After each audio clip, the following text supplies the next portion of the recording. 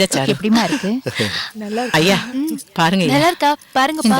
சுமாரா இருக்கு. அம்மா என்னடா அண்ணே தலையில அடிச்சுட்ட பார்த்து வரக்கூடாது. என்னப்பா நீங்க சரவணா என்னப்பா அடி பலமா பட்டுச்சா? தேய்ச்சி விட்டு சரியா நான் வரும்போதெல்லாம் சொல்லிட்டே இருக்கேன், இந்த பழைய வீட்டை இடிச்சுட்டு புது வீடு கட்டலான்னு. நீங்க தான் கேட்கவே மாட்டேங்கிறீங்க. இல்லப்பா சரவணா, எனக்கு என்னமோ வாழ்ந்துட்டு இருக்கிற இந்த வீட்டை இடிச்சிட்டு புதுசா வீடு கட்ட மனசே வரமாட்டேங்குதுப்பா. சுப்புலட்சுமி, பழையன கழிதலும் புதியன புகுதலும் காலத்தினுடைய மாற்றம். எனக்கு என்னமோ சரவண சொல்றதுதான் சரியா படுது. இந்த வீட்டை இடிச்சிட்டு நல்ல ஒரு பெரிய வீடா கட்டினா எப்படி இருக்கும்? என்ன ஜாதி ராமா ராஜியா என்ன சொல்ற? ஐயா நானும் எத்தனையோ தடவை சுப்பு கிட்ட சொல்லிட்டேன், நாங்கெல்லாம் பெரிய வீட்ல நல்ல சௌகரியமா வாழ்ந்துகிட்டு இருக்கோம், நீ மட்டும் ஏன் இந்த சின்ன வீட்ல குருவி கூடு மாதிரி வாழ்ந்துகிட்டு இருக்கேன்னு. எங்கயா கேக்குறா? இதோ இப்ப ரமாவுக்கும் கல்யாணம் ஆக போகுது. புதுசா பெரிய வீடா கட்டணும்னா கல்யாணத்தை புது வீட்லயே வச்சுக்கலாம். அக்கா எனக்கு என்னமோ இந்த வீடே போதும் போல இருக்கு. உங்களுக்கு போதும் சின்னம்மா. இப்போ கங்கா இருக்கிற நிலைமைக்கு இந்த வீடு போதுமா? இப்ப கங்கா கலெக்டர் ஆனதுனால அவளை பார்க்க பெரிய பெரிய அரசாங்க அதிகாரிகள்லாம் வருவாங்க, நிறைய பொதுமக்களும் வருவாங்க. அவங்களாம் வந்து உட்காந்து பேசுறதுக்கு பெரிய விசிட்டர்ஸ் ஹால் வேணும். வீடை இடிச்சு கட்டுறதுதான் சரியா இருக்கும். வாழ்க்கை தரம் உயரும் போது வசதிகள் பெருகும்னு பெரியவங்க சொல்லியிருக்காங்கல்ல. சரவணா, நீ சொல்றதாண்டா சரி. இந்த வீட்டை இடிச்சிட்டு புதுசா ஒரு வீடு கட்டணும். சரிங்க ஐயா. முன் வச்ச கால பின்னால வைக்க கூடாது. 6 மாசத்துல வேலையை முடிக்கணும், வீட்டை கட்டி முடிக்கணும்னு சொன்ன. கங்கா நீ என்னடா சொல்ற? பெரியமா, எனக்கு கவர்மெண்ட்ல பெரிய பங்களா கொடுத்திருக்காங்க. என் கணவரோட சொந்த வீடு கூட இருக்கு. ஏன் ஒருத்தி சௌகரியத்துக்காக இந்த வீட்டை இடிக்கிறதுல எனக்கு விருப்பம் இல்ல பெரியமா. இல்லம்மா, நான் என்ன சொல்றேன்னா, கலெக்டர் கங்காவுக்கு சொந்த ஊர்ல பெரிய பங்களா இருக்குன்னு எல்லாரும் சொன்னாதானே நமக்கு பெருமை. அதுலயே நீ ஏன் மகம்மா? அப்பா, அக்கா எப்பவுமே எளிமையா இருந்து பழகிட்டாங்க. ஆடம்பரம் அவங்களுக்கு பிடிக்காது. இருந்தாலும் பெரிய வீடா கட்டணும், அதான் உங்களுக்கும் பெருமை அக்காவுக்கும் பெருமையா இருக்கும். ஆமாக்கா, எனக்கும் புது வீடு கட்டணும்னு தான் ஆசை. மறுக்காம கட்ட சொல்லுக்கா. கங்கா, இதுல மறுத்து பேச ஒண்ணும் இல்ல. நீ மட்டும் சரின்னு சொல்லு, அடுத்த வாரமே வேலையை ஆரம்பிச்சிடலாம். அக்கா சொல்லுக்கா ப்ளீஸ்.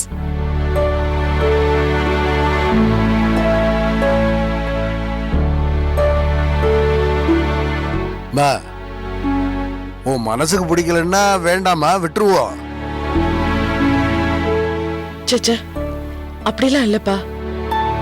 நீங்க எல்லாரும் பிரியப்படும் போது நான் மறுப்பு சொன்னா நல்லா இருக்காது. உங்க எல்லாருக்கும் சம்மதம்னா எனக்கும் சம்மதம் தான். அப்புறம் என்னடா? ஐயா, அப்ப நல்ல நாள் பார்த்து வேலையை ஆரம்பிச்சிருவோம். சரவணா, இந்த வீட்டை இடிக்கிறதுக்கு முதல்ல ஏற்பாடு பண்ணு, அப்புறம் கட்டுறதுக்கு ஏற்பாடு பண்ணு. சரியா? சரிங்க ஐயா. ஐயா வீட்டை இடிக்க ஆரம்பிச்சுட்டா நம்ம தங்குறது எங்க ஐயா? வீட்டை கட்டி முடிக்கிற வரைக்கும் நம்ம வேற எங்கேயாவது தங்கணும்ல.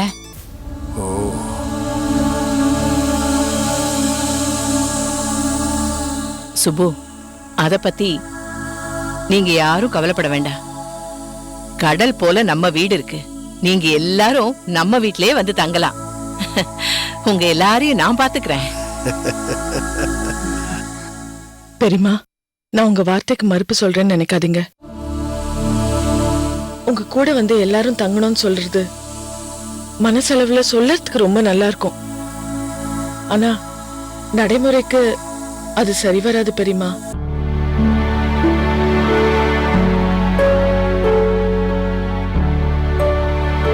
ஐயா, நான் ஒரு யோசனை சொல்றேன், கேக்குறீங்களா?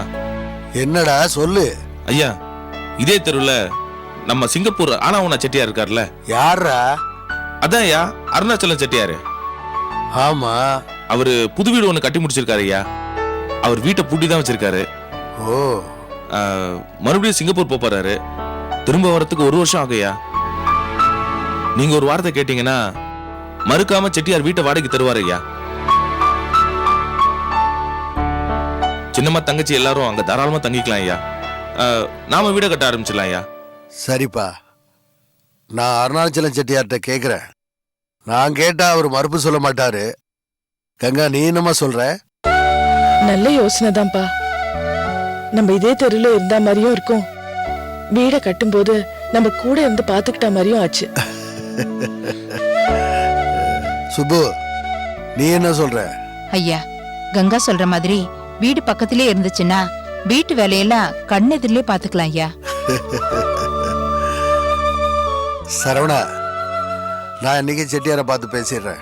இந்த வீடு இடிக்கிறது கட்டுறதுக்கு வேண்டிய வேலையெல்லாம் நீ ஆரம்பிச்சு. சரிங்கய்யா, வரமா வரைஞ்சிடமா. பாத்து போங்க தம்பி. டேய், பார்த்து போடா, இடிச்சுக்க போற. சரிங்கய்யா.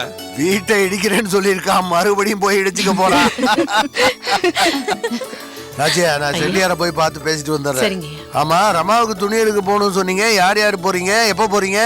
அப்பா, ஆ. கங்கா அக்கா வந்து Dress செலக்ட் பண்ணாதான் நல்லா இருக்கும்னு ரமா அப்படியா? ஃபீல் பண்றா.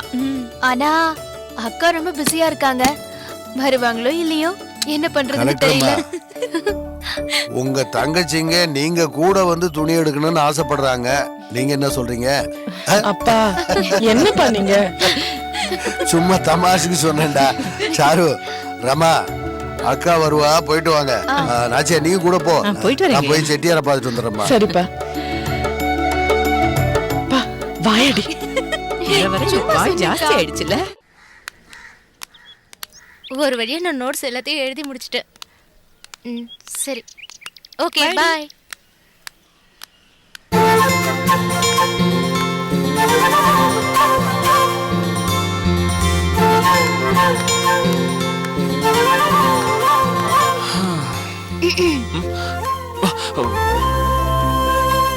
யாருக்காக காத்துட்டு இருக்கீங்க?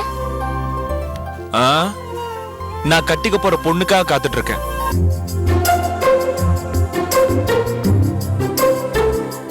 கட்டிக்க போற பொண்ணு மேல அவ்வளவு இஷ்டமா? அவனை எனக்கு ரொம்ப பிடிக்கும். அவளை கட்டிக்க போறத நான் ஒரு வரமா நினைக்கிறேன். கட்டிக்க போற பொண்ணு மேல உங்களுக்கு இருக்கிற பிரியத்தை நினைச்சா எனக்கு ரொம்ப சந்தோஷமா இருக்கு. ஆமா, நான் கட்டிக்க போறது யாருன்னு தெரியுமா? தெரியும். யாரு? எல்லாம் இளவஞ்சண்ணி என்கிட்ட சொல்லிட்டாங்க. ஏன் என்கிட்ட நேரடியா சொல்லிருக்க கூடாதா? உங்களுக்கு பிடிக்கணும்னு நினைச்சு நான் அந்த மாதிரி நடந்துக்கிட்டேன். சாரிங்க. சாரிலாம் எதுக்கு? இல்லங்க, உங்களுக்கு பிடிக்காத மாதிரி நடந்துக்கிட்டது என்னோட தப்புதான். என்ன மன்னிச்சிட்டேன்னு நீங்க சொன்னதா என் மனசு சமாதானம் அடையும். சரி சரி, உன்னை மன்னிச்சிட்டேன். இனிமே அந்த மாதிரி நடக்காம இருந்தா போதும். கண்டிப்பா உங்களுக்கு பிடிக்காத மாதிரி நடந்துக்க மாட்டேன். ரொம்ப நன்றி. ஆமா, இளவஞ்சி வேற ஏதாவது சொன்னாளா? வேற எதுவும் சொல்லல. வார்த்தைக்கு வார்த்தை அண்ணனுக்கு பிடிக்கிற மாதிரி நடந்துக்கணும் மட்டும் சொன்னாங்க. அப்படியே நடந்துக்கலான்னு தான் நான் இப்போ வந்திருக்கேன். உங்களுக்கு பிடிக்கிற மாதிரி நடந்து காட்டட்டுமா? புரியலையே. புரியல? ஆமா, இப்ப புரியும். ஏய், என்ன பண்ண போற? ஏய், என்னது? வள்ளி, சொன்னா கேளு. என்னது? இது பிடிச்சிருக்கா? இந்த விளையாட்டு பிடிச்சிருக்கா? விட மாட்டேன். சொல்றல, நிறுத்து. ஏய், வேணாம் வேணாம், நிறுத்து, அடிக்காத. வள்ளி, வள்ளி, உடனே சொல்றேன். சரி, நாளைக்கு பார்க்கலாம். வேணாம். எங்க விடுறீங்க? அடிக்காத. சொல்றத கேளு. வேணாம். ஏய், சொன்ன கேளு. வேணாம். அடிக்காத. ப்ளீஸ் அடிக்காத. அதுதானே சொல்றேன். வேணாம், சொன்ன கேளு. எங்க விடுறீங்க? நிறுங்க. நிறுத்து.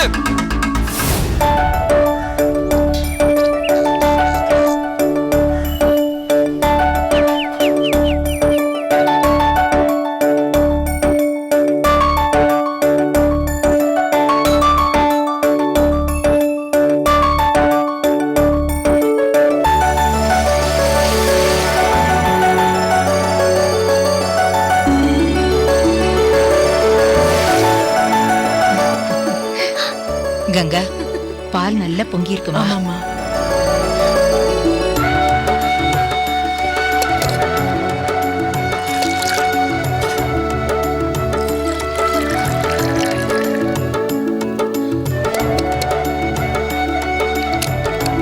கங்கா, நான் இதை கொண்டு போய் சாமி கிட்ட வச்சு கும்பிட்டுட்டு வந்துடுறேன். நீ அதுக்குள்ள சாப்பாட்டு கொலை வச்சிடு என்ன? சரிம்மா. சாரு நீ வா. சரிம்மா.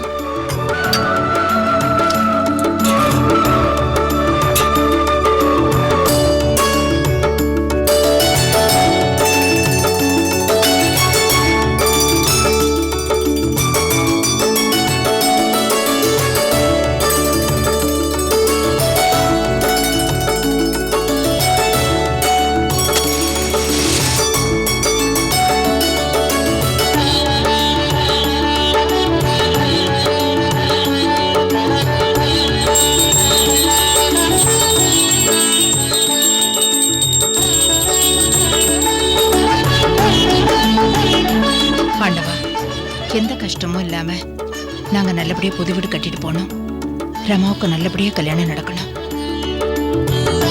கடவுளே, எந்த பிரச்சனையும் இல்லாம நாங்க புது வீடு கட்டணும்.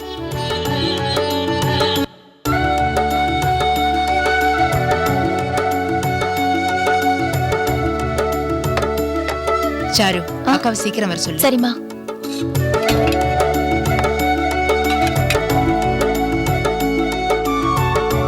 இந்தாப்பா டிராக்டருக்கு டீசல் போட்டு அங்க இருக்க சாமான்லாம் எடுத்துட்டு வந்துருங்க. சரிங்க.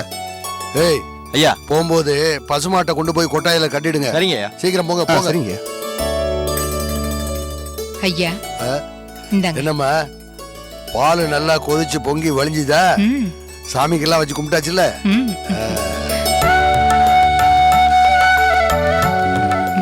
கங்கா ஆ ஆ, ஆ. சுப்பு ஆ, ஆ. சாரு ஆ.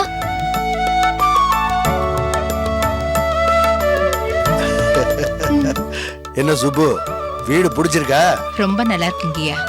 நாம புதுசா கட்ட போற வீட்டை இதை விட பெருசா பிரமாதமா கட்டிடுவோம். சரிங்கப்பா. வாங்க உட்காந்து பேசுவோம். வாங்கம்மா. இது உள்ள வச்சுட்டு வந்துடுறேன் ஐயா. ஆ, ஆ.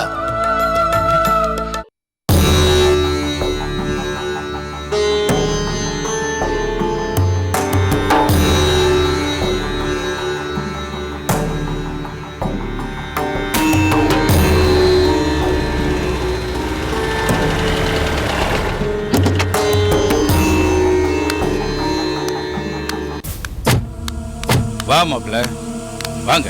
வாமா, வாங்க. அத்தை எங்க மாமா? அவளை விடு மாப்பிள்ள, வழக்கம் போல எங்காவது கோயிலுக்கு போயிருப்பா. நீ வா உட்கார். உட்காருமா. மாப்பிள்ள, நானே போன் பண்ணலான் இருந்தேன், அதுக்குள்ள நீங்க 2 பேரும் வந்துட்டீங்க. உங்களுக்கு அந்த விஷயம் தெரிஞ்சு போச்சா? நாங்களும் அதை சொல்றதுக்கு தான் மாமா உங்களை தேடி வந்தோம். என்ன விஷயம் மாப்பிள்ள? அதான் மாமா, ஆயக்குடி வீட்டை இடிச்சிட்டு பெரியவங்க எல்லாம் சேர்ந்து பெரிய பங்களா கட்டுறாங்களாமா. எல்லாம் அந்த கருவப்பைய சரவணனால வந்தது. மாமா, கங்கா இப்ப கலெக்டர் ஆயாச்சு. கங்காவை பார்க்க பொதுமக்களும் ஆபீசர்களும் நிறைய பேர் வீட்டுக்கு வருவாங்க. அதனால பழைய வீட்டை இடிச்சிட்டு புது வீடு கட்டினா சௌரியமா இருக்குன்னு இந்த பையன் எல்லார்கிட்டையும் சொல்லியிருக்கான். மாப்பிள்ள, இதெல்லாம் அந்த கங்காவோட பிளான் மாப்பிள்ள. ஆயக்குடி வீடு பழைய வீடு இல்லையா, அதுவும் ஓட்டு வீடு. அதை இடிச்சிட்டு பெரிய பங்களாவா கட்டி தன்னோட அம்மா பேர்ல எழுதணும்னுட்டு அவ போட்ட பிளானுக்கு நம்ம சரவணன் கூட சேர்ந்து ஆடிக்கிட்டு இருக்கான் மாப்பிள்ள. அது மட்டும் இல்ல மாப்பிள்ள, காலேஜ்ல நீ அவங்களுக்கு பங்கு தரல. அத மனசுல வச்சுக்கிட்டு பழி வாங்கணுங்கிற முடிவோட வினயமா காய நகர்த்துறான் மாப்பிள்ள. தான் ஒரு கலெக்டர்ங்கிறத சொல்லாம சொல்லி நமக்கு சவால் விடுறான் மாப்பிள்ள. இது மட்டும் இல்ல மாமா, அந்த சரவண பையன் அந்த சுப்புலட்சுமிய சின்னம்மா சின்னம்மான்னு வார்த்தைக்கு வார்த்தை சொல்லிட்டு இருக்கா மாமா. அவன் அப்படியே வெட்டி போடலாமான்னு தோணுது. கோவத்துல அவசரப்படாத மாப்பிள்ள. மாமா, இவங்களுக்கு காலேஜ்ல பங்கு கொடுக்க மாட்டேன்னு சொன்ன மாதிரி ஐயாவை நேர்ல பார்த்து வீட்டை இடிக்க வேண்டாம்னு சொல்லி நிறுத்திடவா? அது சரியா வராது மாப்பிள்ள. பழைய வீட்டை மொத்தமா இடிக்கிற வரைக்கும் சும்மாவே பாத்துக்கிட்டு இரு. அப்புறம் புது வீட்டுக்கு அஸ்திவாரம் போடுவாங்க. அப்பா, அப்பா அத பார்த்து என்ன வயித்துல வாயில அடிச்சுக்க சொல்றீங்களா? ஏமா அப்படி எல்லாம் பேசுற? ஏன் அப்படி எல்லாம் பேசுற? உன்னோட உரிமையை சொல்லி அஸ்திவாரத்தை நிறுத்து. வீடு கட்டுற விஷயத்தை மொத்தமாவே நிறுத்துங்க. வீடு இல்லைன்னா அவ எங்க போவா? நடு ரோட்டுக்கு தானே வரணும். அப்ப கங்கா என்ன செய்வா? அரசாங்கம் கொடுத்த கலெக்டர் மாளிகைக்கு குடும்பம் மொத்தத்தையும் கூட்டிட்டு போவா. இதைத்தானே நாம இத்தனை நாளா எதிர்பார்த்தோம். எல்லாருமே சேர்ந்து சந்தோஷமா வழி அனுப்பி வைப்போம். மாமா உங்க பிளான் எல்லாம் நல்லா தான் இருக்கு. ஆனா அஸ்திவாரம் தோண்டும் போது ஐயா உள்ள நுழைவாரே, அவர்கிட்ட நான் எப்படி மாமா மோதுறது? ஐயா துடிப்பாரு, கோவப்படுவாரு. நம்ம குறிக்கோள் நிறைவேறணும்னா நம்ம எதிராளி யாருன்னு நாம பார்க்க கூடாது மாப்ள. நீ பழக்கப்பட்டவர் தானே மாப்ள. அன்னைக்கு பங்கு தரமாட்டேன்னுட்டு ஐயாவைய எதிர்த்து நின்னவன் தானே நீ. கங்காவும் அவங்க அம்மாவும் சொத்துக்கு ஆசைப்படுறாங்கன்றத ஊர் மத்தியில எடுத்து வை. அவங்க மானத்தை வாங்கு. கங்கா ரோஷக்காரி தன்னோட தங்கச்சிகளையும் அம்மாவையும் கூட்டிக்கிட்டு ஊரை விட்டே வெளியில போவா. அப்படி போடுங்க மாப்ள. நீ சொல்ல வந்த விஷயம் மட்டும் இல்ல, கங்கா இன்னொரு சதி வேலையிலையும் ஈடுபட்டு இருக்கா. திருவிழாவில் நடந்த கொலை முயற்சியில அந்த மாயவர முத்துக்கருப்பன் கங்கா முன்னால சரண்டர் ஆகி தான் அந்த கொலை முயற்சி பண்ணதா நேரடியாவே ஒத்துக்கிட்டு இருக்கான். ஆனா இவ என்ன சொல்லிருக்கா, நீதான் கொலை முயற்சி பண்ணதா ஒத்துக்கிறேன், ஆனா உனக்கு பின்னாடி உன்னை தூண்டி விட்டது குலசேகரன் தான் சொல்லுன்னு அவனை நிர்பந்தப்படுத்தி இருக்கா மாப்ள. எப்படியாவது என் மேல பொய் வழக்கு போட்டு கொலை முயற்சியில என்ன ஜெயிலுக்கு அனுப்ப முயற்சி பண்றா மாப்ள. என்னப்பா சொல்றீங்க? அப்போ நீங்க ஜெயிலுக்கு போயிடுவீங்களா? ஐயோ, வடிவேன்னு ஜெயிலுக்கு போனவர் பொண்ணுன்னு கிண்டல் பண்ணுவாளே. மாமா நீங்க எதுக்காக பயப்படணும்? நீங்க ஐயா விஷயத்துல துரோகம் பண்ண மாட்டீங்கன்னு எனக்கு பரிபூர்ணமா நம்பிக்கை இருக்கு மாமா. எனக்கு அது போதும் மாப்ள, அது போதும். என் மேல கொலைப்படிய சுமத்தி என்ன ஜெயில போட்டாலும் என்னால வெளியே வந்துட முடியும் மாப்ள. ஆனா நீ என்ன தப்பா புரிஞ்சுக்கிட்டேன்னா அதத்தான் என்னால தாங்க முடியாது மாப்ள. ஏன் மாமா இப்படி எல்லாம் பேசுறீங்க? நீங்க எனக்காகவும் என் அம்மாவுக்காக தான் இவ்வளவு கஷ்டப்படுறீங்கன்னு எனக்கு தெரியாதா என்ன? ஏன் மாப்ள, ஒருவேளை என் மேல குற்றமே சுமத்தப்பட்டா? மாமா கங்காவுக்கு சொத்து மட்டும் இல்ல, அவ உயிரே அவளுக்கு சொந்தம் இல்லன்னு அவ உயிரவே எடுத்துருவ மாமா. சபாஷ் மாப்ள, சபாஷ். இப்பதான் நீ என்னோட முழுமையான மாப்பிள்ளையா ஆயிட்ட. சந்தோஷமா இருக்கு மாப்ள, சந்தோஷமா இருக்கு.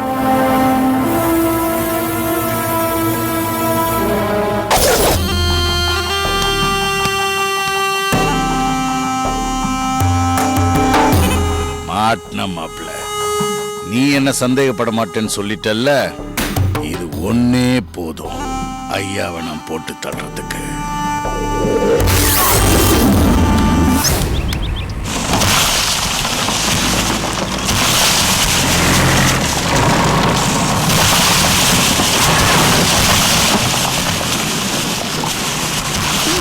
இளவஞ்சி, இத்தனை வருஷமா இந்த வீட்டை எப்படா கைப்பற்றுறதுன்னு நினைச்சிட்டு இருந்தோம்.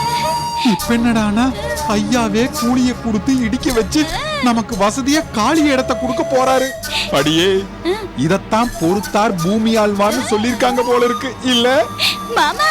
இன்னொரு கூட சொல்லுவாங்க, குடுக்குற தெய்வம் கூரைய பிச்சுக்கிட்டு கொடுக்கூட சொல்லுவாங்க. நம்ம ஐயா இந்த கூரைய பிச்சல்ல கொடுக்கறாரு.